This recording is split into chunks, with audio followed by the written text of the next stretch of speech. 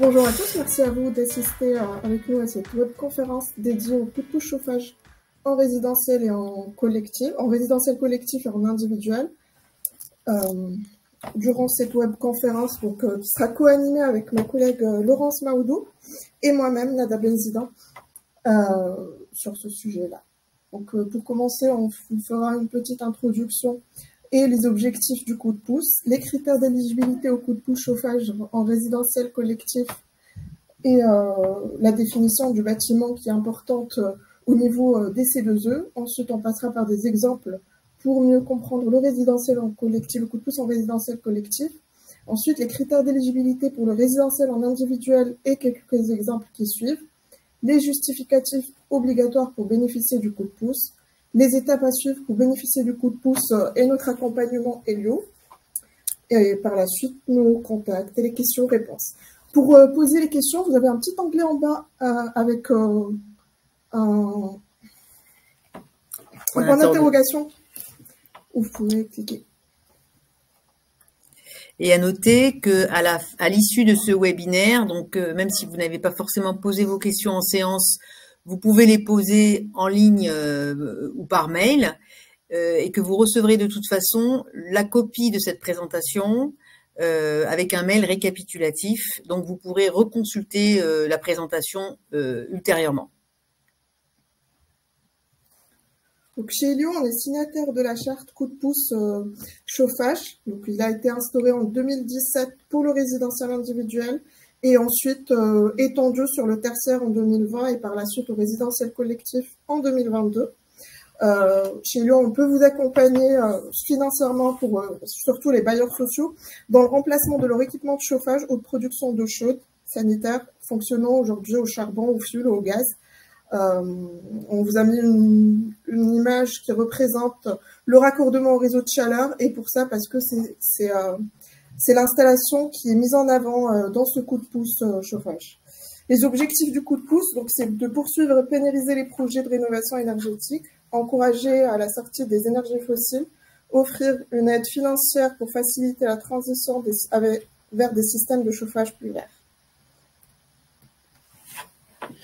Alors, pour le résidentiel collectif, qui est le premier volet de cette présentation, c'est vrai qu'il est important, comme le disait Nada tout à l'heure, de préciser ce que c'est qu'un bâtiment résidentiel collectif. Donc, c'est un bâtiment à usage d'habitation qui regroupe plus de 2 logements, c'est-à-dire au moins 3 logements. On verra tout à l'heure que le résidentiel individuel peut comporter jusqu'à 2 logements, mais pour ce qui concerne le collectif, il faut qu'il y ait au moins 3 logements dans le bâtiment. Donc, il y a une temporalité sur le coup de pouce chauffage, qui est donc un dispositif qui permet de majorer la prime C2E si vous installez des solutions alternatives aux solutions fossiles. Mais il faut pour cela, pour être éligible au dispositif, engager vos travaux avant la fin de l'année, donc avant le 31/12/2025, et les achever au plus tard le 31/12/2026.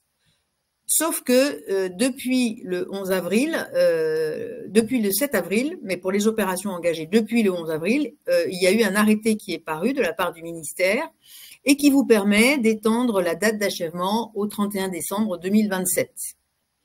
Cela dit, cela ne change rien sur votre date d'engagement de travaux. Donc, si vous voulez raccorder une résidence à un réseau de chaleur ou installer une solution alternative qu'on va voir tout de suite après, il vous faut engager ces travaux d'ici la fin de l'année. Ensuite, comme on vous le présentait tout à l'heure avec le schéma, c'est vrai que c'est le raccordement au réseau de chaleur qui est vraiment mis en avant et privilégié dans la bonification des primes C2E pour encourager ces solutions-là. Mais effectivement, les réseaux de chaleur sont plutôt dans des zones urbaines. Ces réseaux sont repérés sur un site qui s'appelle France Chaleur Urbaine et qui relève de la fiche barre TH 137. Sauf que toutes les résidences collectives ne sont pas forcément à proximité d'un réseau de chaleur et que par conséquent, le dispositif permet aussi des installations de solutions alternatives que sont la pompe à chaleur RO ou OO qui fonctionnerait sur une nappe phréatique, qui sont les barres TH 150 et 166. Donc, barres TH, ce sont donc les fiches standardisées du dispositif des C2E, barres pour bâtiments résidentiels, TH parce qu'on est sur des sujets thermiques, et 150, 166, 137, ce sont les numéros de fiches qui sont consultables sur le site du ministère également. Donc, je reviens sur les pompes à chaleur RO ou OO et également les chaudières biomasse collectives qui sont des chaudières qui fonctionnent au bois, qui sont également éligibles au dispositif de prime coup de pouce. Alors, sur le résidentiel collectif, il est important de revenir sur la définition d'un bâtiment parce que sur la solution du réseau de chaleur, le calcul de la prime se fait avec un forfait par bâtiment. Donc, il est important de savoir de quoi on parle pour un bâtiment. Une résidence peut comporter plusieurs bâtiments. Donc, un bâtiment, c'est une construction qui possède un accès depuis l'extérieur et qui est distingué d'un autre bâtiment dès lors qu'on peut en faire le tour par l'extérieur à pied. Donc, par conséquent, on va se retrouver avec deux bâtiments si on peut en faire le tour de chacun d'eux. Et si les deux bâtiments sont collés l'un à l'autre, on pourra quand même considérer que ce sont deux bâtiments s'ils sont sur des parcelles cadastrales différentes. Si vous avez un cas en particulier, vous pourrez nous le soumettre en nous demandant effectivement, bon là, est-ce qu'on peut considérer que j'ai plusieurs bâtiments ou est-ce que ça relève d'un seul bâtiment? On verra pourquoi c'est important dans le calcul des primes coup de pouce. Donc là, on vous a préparé une petite présentation des différentes solutions qui peut paraître un petit peu dense et un petit peu indigeste. C'est pour ça que je vous informais au départ que vous pourrez les reconsulter peut-être à tête reposée ou nous consulter directement si vous avez un sujet à nous soumettre.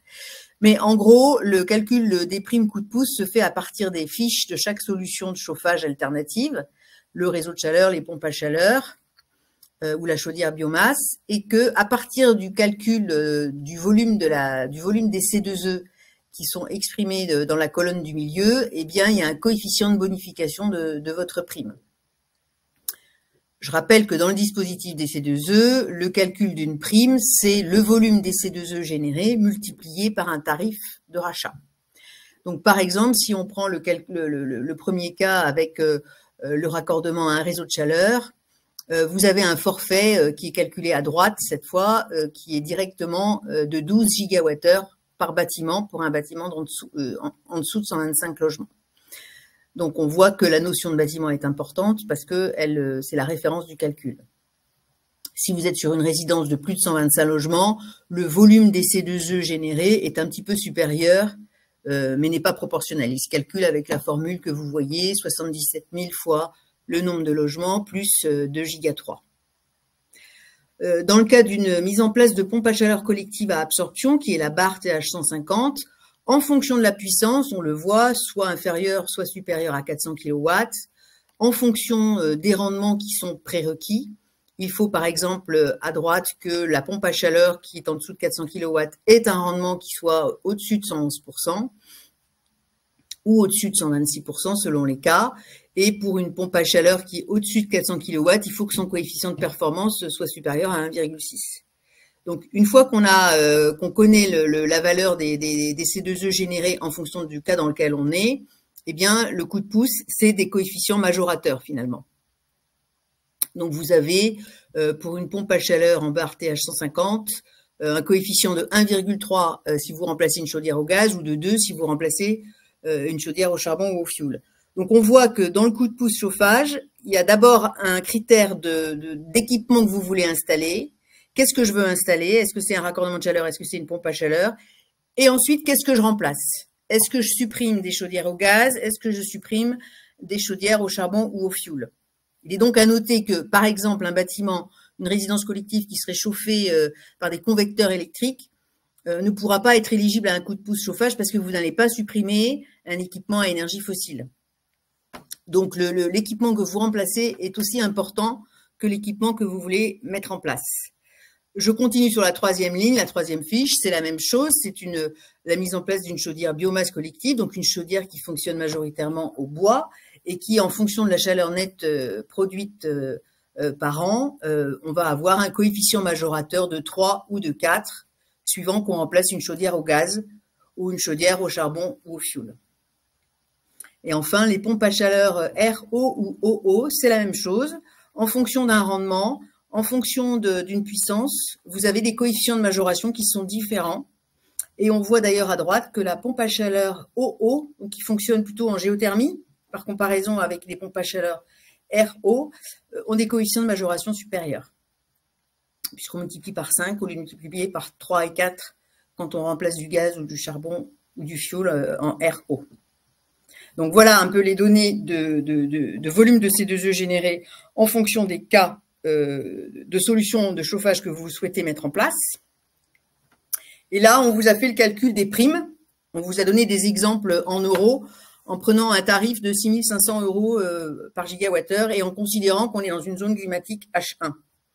Donc, si vous connaissez le principe, effectivement, en fonction des zones climatiques, les volumes de C2E peuvent être un peu différents.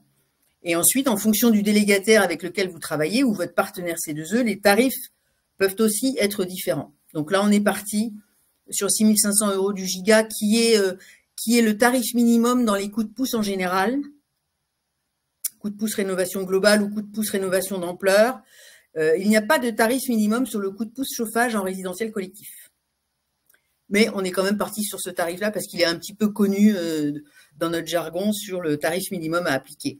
Donc, on voit par exemple que sur un raccordement sur un réseau de chaleur, un bâtiment de 60 logements à droite, vous allez avoir une prime de 78 000 € par bâtiment. Sur une pompe à chaleur, ensuite, je passe sur la barre TH150, une pompe à chaleur à absorption. Si sa puissance est inférieure à 400 kW, elle va générer un volume de base de 2,8 gigawattheures et suivant l'équipement que vous remplacez, vous allez majorer ce volume et pouvoir atteindre une prime de 23 400 € ou 36 400 €. Pompe à chaleur supérieure à 400 kW, même calcul.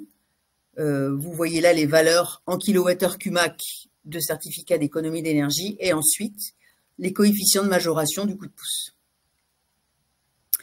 Le principe est le même sur la chaudière biomasse où on a pris un exemple sur une puissance supérieure à 500 kW. Donc je suis sur la 3e ligne, la barre TH165. On a un volume qu'on calcule de 7,5 gigawattheures CUMAC et on multiplie ensuite par 3 si on remplace une chaudière gaz ou par 4 si on remplace une chaudière charbon ou fioul. Donc je vous rassure, tous ces cas-là, c'est uniquement pour vous donner un peu une idée de ce que ça représente. Si vous avez des cas concrets à nous soumettre, comme à la fin de la présentation, vous aurez nos coordonnées, il suffit de nous poser la question directement et on fera le calcul pour vous avec la simulation et la cotation.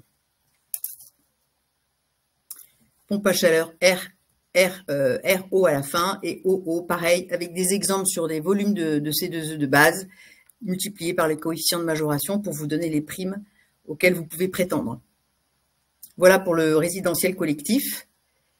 Je repasse la parole à ma collègue Nada pour les exemples en résidentiel individuel parce que sur vos patrimoines, notamment en logement social, on sait que vous avez des résidences collectives, mais que vous pouvez aussi avoir des maisons et des logements individuels. En effet. Donc, contrairement à ce qui a été dit au début, donc par rapport au résidentiel collectif, les bâtiments concernés en résidentiel individuel, c'est au maximum 2 logements. Donc, si vous avez un logement, un bâtiment avec 2 logements, c'est considéré comme un résidentiel individuel et on applique le coup de pouce chauffage en individuel. Les délais obligatoires à respecter, donc l'engagement des travaux est jusqu'au 31 décembre 2025 et l'achèvement des travaux au 31 décembre 2026. Pour ce coup de pouce en résidentiel individuel, il n'y a pas eu de prolongement ou d'extension des délais, mais au cas où il y en a, on n'hésitera pas à vous informer avec un flash info. Les travaux éligibles, donc on reste toujours sur du remplacement de chaudière, charbon, fioul ou gaz individuel, en raccordement réseau de chaleur alimenté par les énergies renouvelables ou récupération en barre TH137, l'installation des équipements tels que la pompe à chaleur, donc RO, OO, SOL-O, hybride individuel, en suivant les technicités de la barre TH171, 172 et 159, les systèmes solaires combinés en barre TH143, et les chaudières biomasse individuelles en barre TH119. Si vous avez un ancien poêle à charbon, vous pouvez également bénéficier d'un coup de pouce chauffage en le remplaçant avec un appareil indépendant de chauffage au bois en suivant la barre TH112.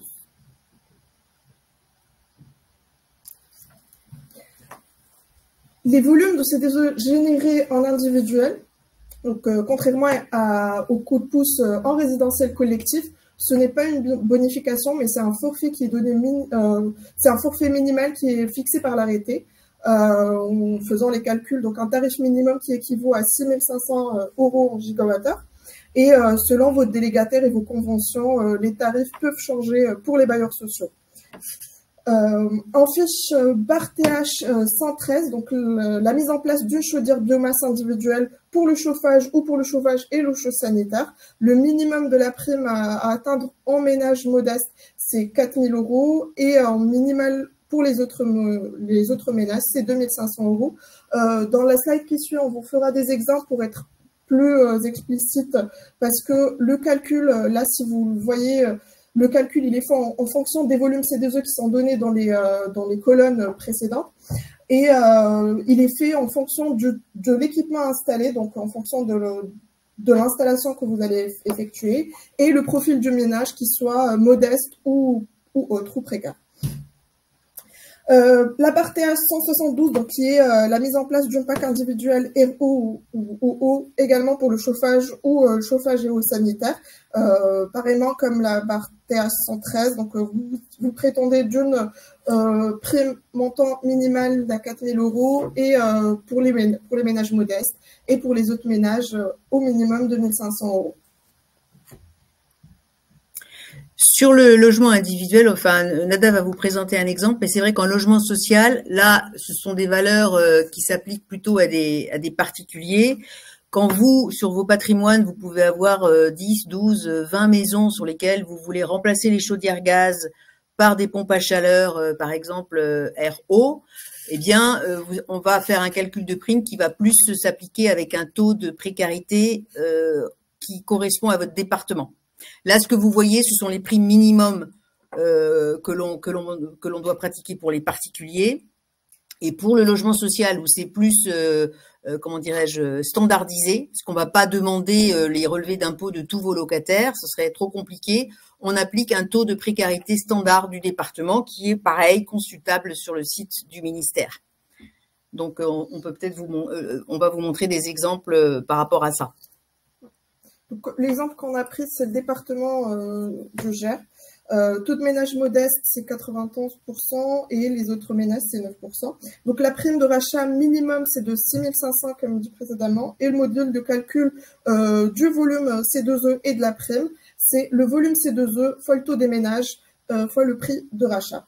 Donc, par exemple, pour ce département-là, en barre TH 113, vous pouvez prétendre d'une prime au minimum de 3 865 € avec ce prix de rachat minimum qui varie, comme dit, selon le délégataire. Pour la mise en place d'une PAC individuelle RO, c'est le même calcul, donc la même prime comme si vous installez une chaudière biomasse individuelle. Pour la PAC individuelle OO et SOL-O, c'est une prime minimum donc de 4 900 et comme vous pouvez le voir sur la slide précédente, qui était fixée à 5 000 € minimum. Pour la mise en place d'un système solaire combiné, également, donc la prime, elle peut être au minimum pour ce département à 4 999 et en raccordement au réseau de chaleur, c'est une prime qui est de 677 €. En fait, là, c'est la moyenne pondérée à 91% avec les ménages modestes. Donc, on a 91% fois la prime pour les ménages modestes et 9% pour la prime des ménages classiques. C'est ce que on vous expliquait. Donc, on applique un taux pour ce qui est du logement social, on applique un taux standardisé de précarité. Voilà. Donc, ça vous donne une idée si vous avez un projet de solution alternative pour vos maisons, pour remplacer des chaudières gaz ou des chaudières charbon, ou autre, voilà ce que vous pouvez prétendre comme prime C2E, donc ça reste quand même intéressant. Et alors curieusement, c'est vrai que sur le réseau, le raccordement à un réseau de chaleur, c'est quand même beaucoup plus modeste, alors que c'est quand même aussi des solutions qui sont vertueuses et qui sont sur des réseaux à énergie renouvelable. Donc on peut se dire qu'effectivement un raccordement de réseau de chaleur en logement individuel, ça reste quand même modéré par rapport aux pompes à chaleur. Voilà. Pour rappel, ces primes-là sont données pour un logement, donc pour une maison ou un bâtiment à 2 logements. C'est ça. Ouais.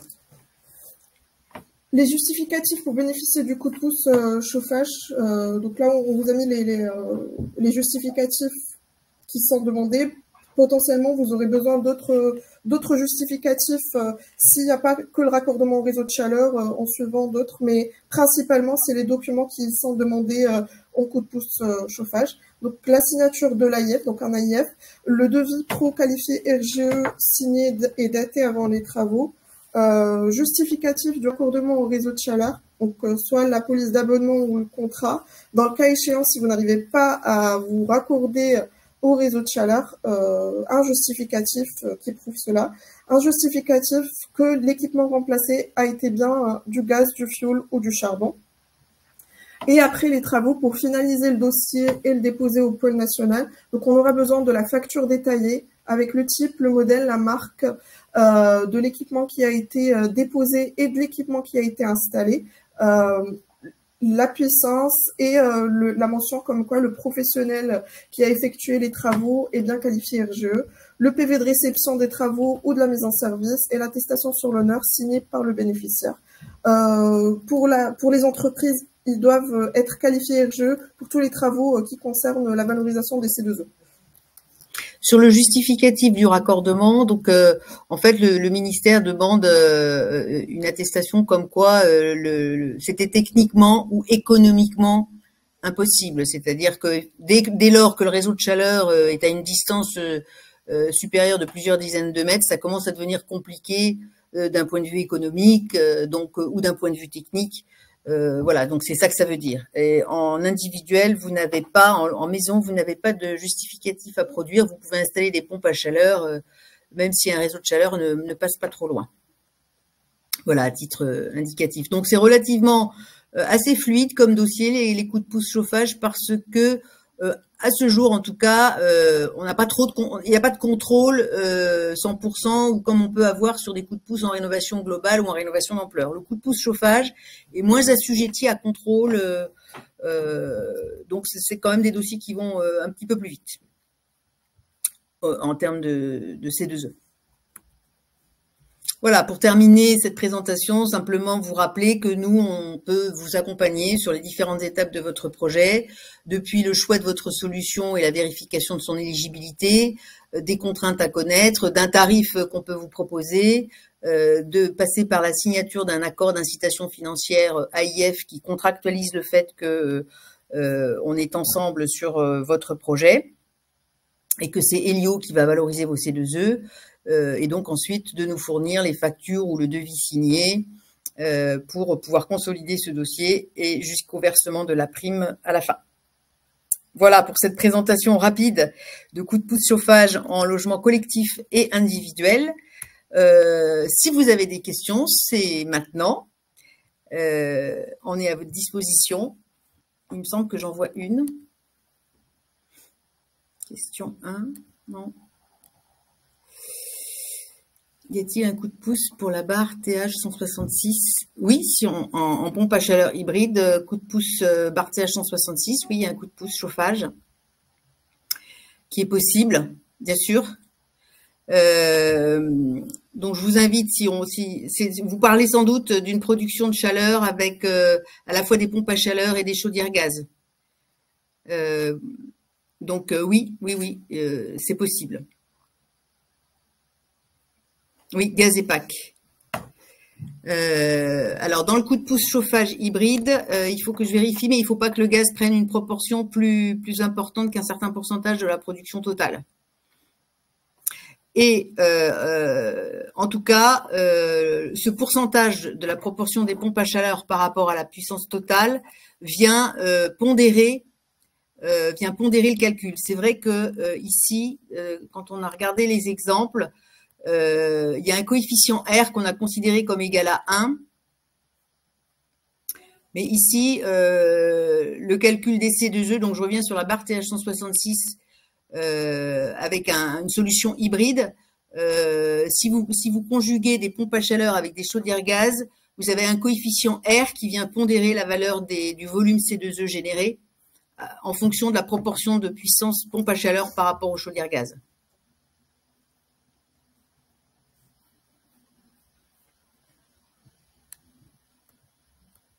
Et le taux de gaz, c'est jusqu'à 40%, je crois, pour la proportion.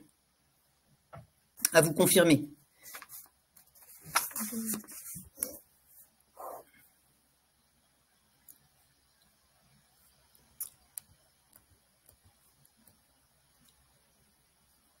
Voilà, donc j'espère que j'ai répondu à la question. Donc effectivement, le coup de pouce, oui, non mais le coup de pouce chauffage de la barre TH166, c'est pour ça que je vous l'ai remis. Vous pouvez avoir un coup de... Oui, alors bon, bah écoutez, il faudra peut-être qu'on... Je ne parle pas du facteur R, je parle du coup de pouce, oui.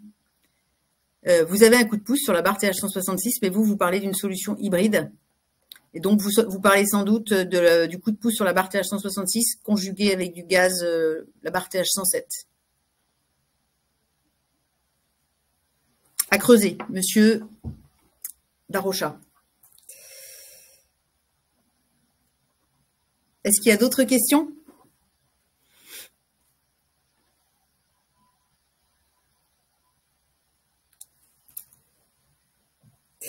Eh bien, écoutez, donc comme on vous le disait en début de séance, vous recevrez la présentation avec nos coordonnées. Donc, on reste à votre disposition et on vous remercie pour votre attention surtout et votre présence. À très bientôt pour un nouveau webinaire. Au revoir.